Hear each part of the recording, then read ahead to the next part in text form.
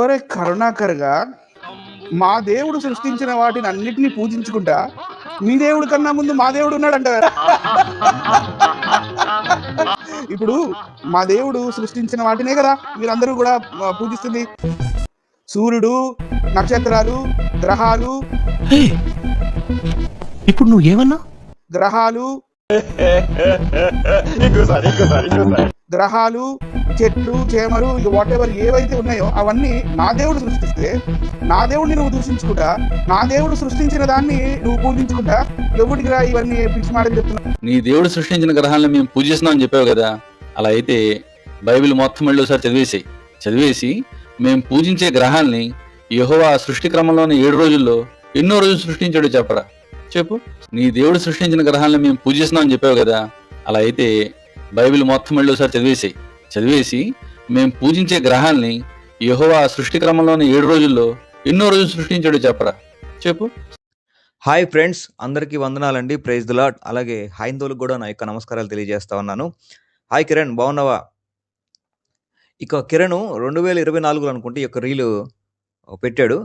అయితే ఈ యొక్క రీల్ని నేను ఇవాళ చూడటం జరిగింది.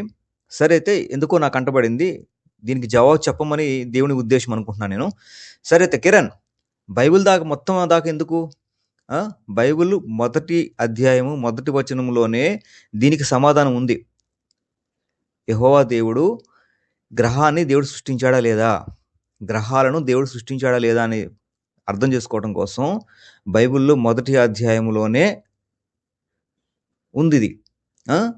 ఆదికాండం మొదటి అధ్యాయం మొదటి వచనంలోనే ఉంది. కానీ ఇది ఆత్మీయ గుడ్డి వాళ్ళకి మీకు అర్థం కాదు. మతోన్మాద కళ్ళజోడు పక్కన పెడితే అర్థమవుతుంది. ఏముంది? ఆది యందు దేవుడు భూమి ఆకాశాలను సృజించాడు, గ్రహాలను యెహోవా సృష్టించాడా అని చెప్పి యెహోవాకి ఛాలెంజ్ అని చెప్పి నీ యొక్క టైటిల్ పెట్టావు ఈ రీల్కి. ఇది ఛాలెంజ్ చేసే క్వశ్చన్ అసలు. మొదటి వచనంలో క్లియర్గా దేవుడు ఆది యందు దేవుడు భూమి ఆకాశాలను సృజించాడు అంటే ఇక భూమిని అలాగే టోటల్ యూనివర్స్ని దేవుడు సృష్టించాడు. యూనివర్స్ అంటే దాంట్లో అన్నీ వచ్చేస్తాయి. దాన్ని అర్థం చేసుకోవాలి అంతే తప్ప నీలాంటి వాడికి ఏం అర్థం అవుద్ది, తప్పు పట్టాలని చూసేవాడికి. భూమి అయితే ప్రతి దాని గురించి బైబిల్లో క్లుప్తంగా నీకు రాలేదు అంటే, బైబిల్ అనేది జీవన విధానానికి సంబంధించింది, మనిషి జీవన విధానానికి సంబంధించింది. యెహోవా దేవుడు పరిశుద్ధుడు కాబట్టి ఆయన పిల్లలు కూడా పరిశుద్ధులుగా ఉండి ఆయనతో పాటు రాజ్యం చేయాలని దేవుడు మనిషిని సృష్టించాడు. మనిషి ఎలా పవిత్రంగా జీవించాలి, పరిశుద్ధంగా జీవించాలనేది చెప్పబడింది బైబిల్ గ్రంథం. కాబట్టి పరిశుద్ధ దేవుడిని ఎత్తుకు ముందు అది ఉందా ఇది ఉందా ఇది కాదు. ముఖ్యమైన సబ్జెక్ట్ ఏంటంటే పరిశుద్ధ దేవుడు ఎవరున్నారు, మీ దగ్గర ఉన్నాడా, ఎవరున్నారు, ఏ గ్రంథంలో పరిశుద్ధ దేవుడు ఉన్నాడు అనేది ఎతకడం అనేది ముఖ్యమైన పాయింట్. గ్రహం గురించి ఉందా అంటే, ఇక్కడ సృష్టి ఆరంభంలోనే దేవుడు సృష్టిని చేశాడు, భూమి ఆకాశం చేశాడు అంటే సృష్టిలో గ్రహం ఉంటుంది. ఓకే, సరే. అయితే ఇప్పుడు అలాగా నీకు అర్థం కాదు కాబట్టి నీకు ఒక వచనం చూపించాలి, అంతే కదా. చూడు, 2వ రాజుల గ్రంథం 23వ అధ్యాయం 5వ వచనం. బయలునకును సూర్యచంద్రులకును గ్రహములకును నక్షత్రములకును ధూపం వేయువారినేమి అతడు అందరినీ నిలిపివేసెను. ఇక వచనం ప్రకారంగా చూస్తే గ్రహాలను పూజించే వాళ్ళు ఉన్నారండి. సృష్టికర్తను కాకుండా సృష్టిని పూజించడం అనేది ఉన్నదంటే వీళ్ళ ధర్మం అన్నమాట. సరే, అయితే ఆ గ్రహాలను పూజించేది ఏదైతే ఉందో గ్రహాల గురించి రాయబడి ఉంది.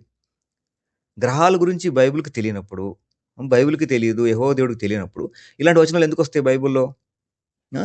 గ్రహాల గురించి ఉంది, బైబిల్లో గ్రహాల గురించి ఉంది. ఆ గ్రహాలు ఏంటి, గ్రహాలు ఎక్కడ ఉంటాయి అన్నీ అదిగా సందర్భం కాదు కదా. ఇక్కడ గ్రహాల గురించి బైబిల్లో రాయబడి ఉంది అనేది గమనించాలి. అసలు సృష్టి ఆరంభంలోనే దేవుడు భూమి ఆకాశం సృజించాడు అంటే భూమి ఉంది, ఆకాశం ఉంది, యూనివర్స్. ఆ యూనివర్స్లో ఉన్నటువంటి మొత్తం ప్రతి విషయాన్ని గురించి, అణువులు, పరమాణు అన్నిటి గురించి రాయాలంటే బైబిల్ రాసేది ఒక సైన్స్ నేర్చుకోవటం కోసం అని కాదు కదా. బైబిల్ రాసేది మనిషి జీవన విధానానికి సంబంధించింది. మనిషి ఎలా పుట్టాడు, ఎలా వచ్చాడు, మనిషికి కావాల్సిన దేవుడు ఏం చేశాడు, అలాగే మనిషి దేవుడి కోసం ఏం చేయాలి, దేవుడు మనిషి కోసం ఏం చేశాడు, ఇవన్నీ విషయాలు ఉంటాయి.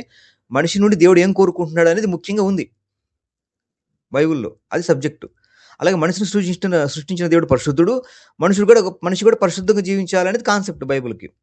మీ గ్రంథాల్లో ఆ పరిశుద్ధత కాన్సెప్ట్ లేదు కదా. పాపాలు చేయటం, కర్మలు అనుభవించడమే కదా, పక్కడు భార్యలు అనుభవించడమే కదా. కాబట్టి అలాంటివి ఉండవు బైబిల్లో, అలాంటివి ఉండవు. లేనిపోయిన చెత్తంతా ఉండదు.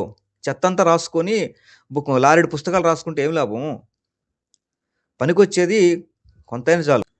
కాబట్టి మనిషికి ఏది అవసరము అనేది బైబిల్ యొక్క ఉద్దేశం. మనిషి పరిశుద్ధంగా మార్చబడాలి, బైబిల్ దేవుడు పరిశుద్ధుడు. ఇది కాన్సెప్ట్. కాబట్టి గ్రహం గురించి లేదా అంటే గ్రహం గురించి ఉంది. నువ్వు కళ్ళు పెట్టి సరిగ్గా అర్థం చేసుకుని ఎతికితే ఉంటుంది. భూమి ఆకాశాలను అంటే యూనివర్స్ గురించి రాయబడింది, దాంట్లో ఉంటుంది ఖచ్చితంగా గ్రహం ఉంది.